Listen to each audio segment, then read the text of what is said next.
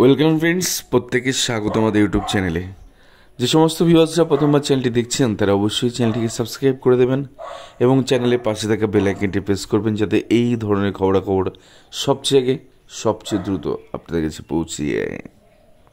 তো আগামীকাল justice Amrita Sinha madam একটি কাট অফ মামলা খারিজ করে দেবেন। না অনুমান করছি না, প্রমাণ দেব কেন খারিজ করবেন, কি বৃত্তান্ত, কেনই বা এরকম সিচুয়েশন তৈরি হলো। তো গোটা বিষয়টা আপনাদের সামনে রাখবো। তো চলুন সরাসরি নিয়ে যাই গোটা ডিটেলস। তো 3 বেঞ্চ ঘুরে এই মামলাটি জাস্টিস অমৃতা সিনহা ম্যাডামের বেঞ্চে কাল ঘুরতে চলেছে। তো একদম জাস্টিস গাঙ্গুলি স্যারের একটা অর্ডার আপনাদের দেখাই। The grievances of the writ petitioner is that after seeing the breakup of marks published by the West Bengal Board of Primary Education, she came to learn that several candidates who got marks lesser than got recommendation and appointment, but she has not been appointed any recommendation by the board and appointed by the district primary school council.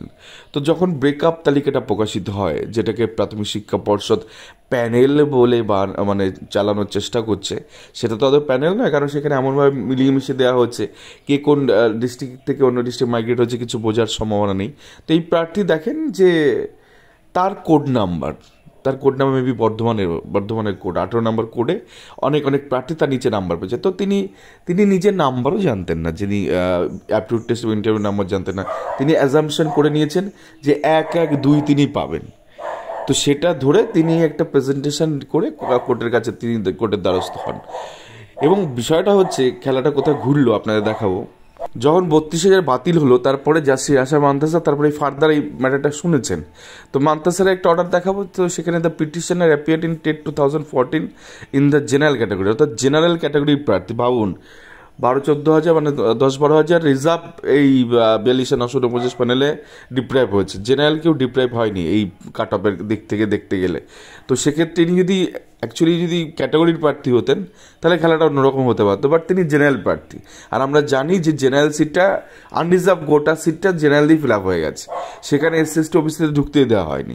তো যাক, she claims to have obtain 14.794, ওই যে বললাম 1-1-2 ধরে মামলা করেছে। তার কারণ হচ্ছে ব্রেকআপ দেওয়ার পরে তার নাম্বার, ইন্টারভিউ এবং অ্যাপটিটিউড টেস্টের নাম্বার যেহেতু তিনি জানতেন না, তো সেক্ষেত্রে তিনি 1-1 ধরে তিনি মামলা করেন। এবং she claims to have more marks than a list of several candidates see out of in page number 8 of the writ petition. অর্থাৎ 8 নম্বর পৃষ্ঠায় তিনি একটা রিট পিটিশন দেখান যে ওই কোডে অনেকেই কম চাকরি পাচ্ছে, বাট তিনি জানতেন না যে ওই ছেলেমেয়েগুলো, ওই প্রার্থীগুলো অন্য ডিস্ট্রিক্টে তারা গেছেন কিনা। তো সেখান থেকে একটা ধারণা তৈরি করে তিনি মামলাটা করেছেন, যেটা ন্যাচারালি অনেকে করেছিলেন, যেহেতু প্রাথমিক শিক্ষা পর্ষদ ওরা দেয়নি ডিস্ট্রিক্ট ওয়াইজ প্যানেল। তারপরে ধরুন বর্ধমান ডিস্ট্রিক্ট কাট অফ আপনাদের দেখিয়ে দিই। বর্ধমান ডিস্ট্রিক্ট কাট অফ হচ্ছে ডিস্ট্রিক্ট কোড হচ্ছে 18, তো তার জেনারেল কাট অফ হচ্ছে 17.844। তো পরিষ্কার এখানে দেখতে পাচ্ছেন। এবং এখানে একটা দুটো জিনিস আপনাদের দেখাবো, যেমনভাবে ওই যে বলছিলাম যে ওবিসি এ যার কাট অফ 17.895, 20.8686, এরা কখনোই জেনারেল উঠতে পারেনি। তার কারণ হচ্ছে এরা নিজের ক্যাটাগরিতে থেকে গেছে এবং হায়ার মার্কস পেলেও তারা কিন্তু জেনারেলে শিফট হতে পারেনি। তো যাই হোক, এটা হচ্ছে বিষয়। এবার আপনারা আসল ফাটনাদায় আসবো যে কেন খারিজ করবে মামলাটা। তো তিনি এই যে তার নাম্বার জানতে চান, সেক্ষেত্রে জাস্টিস আশা মান্তাসা অর্ডার করেন যে তার বিষয়টা জানাতে হবে বোর্ডকে যে তিনি কত নাম্বার পেয়েছে। তো বোর্ড সব কিছু সেরকমভাবে একটা ব্রেকআপ তালিকা তৈরি করে জানায় যে তিনি নাম্বার পেয়েছেন 15.794। যিনি 1-1-2 ধরেছিলেন তার নাম্বারটা দেখুন চেঞ্জ হয়ে গেল, অ্যাপটিটিউড টেস্ট এবং ভাইভাতে 1.5-3 হয়ে গেল। তো তার নাম্বারটা কত দাঁড়ালো? তিনি জেনারেল প্রার্থী 15.794, বাট কাট অফ জেনারেল ক্ষেত্রে পিটিশনারের মার্কস হবে 15.794, আর কাট অফ ওই জেলায় বর্তমানে দেখালাম 17.844।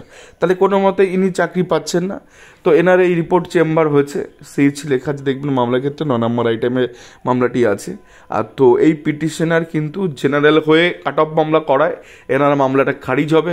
হয়তো কস্টও ইম্পোজ হতে পারে যে তিনি ধারণার উপর বেস করে মামলা করেছেন হোয়াটএভার, বা প্রাথমিক শিক্ষা নাও করতে পারে, কারণ প্রাথমিক শিক্ষা পর্ষদ তো দেয়নি ডিস্ট্রিক্ট ওয়াইজ কী হয়েছে, দিয়েছে তো একটা ব্রেকআপ, তাও গুলিয়ে দেওয়ার চেষ্টা 16,500 এবং 42,949 এমনভাবে দিয়েছে যে আপনি ধরতে পারবেন না। একটা সিরিয়াল নাম্বার ফেলেনি, যে কতজন চাকরি পেলো সিরিয়াল নাম্বার তো তুমি টার্গেট করে করবে, সেই সিরিয়াল নাম্বারটাও ফেলেনি ব্রেকআপের মধ্যে। যাই হোক, মনটা কথা যদি জেনারেল প্রার্থী না হয়, ইনি যদি রিজার্ভ প্রার্থী হতেন তাহলে খেলাটা অন্যরকম হতে পারতো।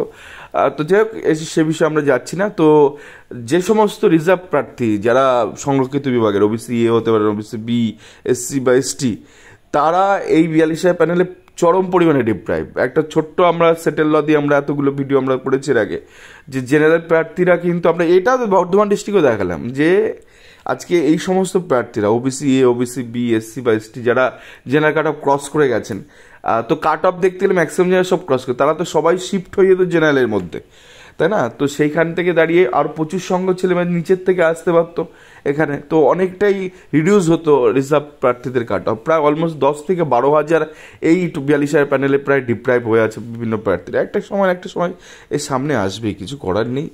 এবং এই রিপ্যানেল ছাড়া এই প্যানেল আবার এক্সিস্ট করাটা খুবই মুশকিলের ব্যাপার, কারণ এই প্যানেল রিপ্যানেল হবেই, আজ হোক কাল হোক রিপ্যানেল হবেই। ধন্যবাদ সকলকে, এই ছিল আজকের ভিডিও। ভালো থাকবেন, সুস্থ থাকবেন।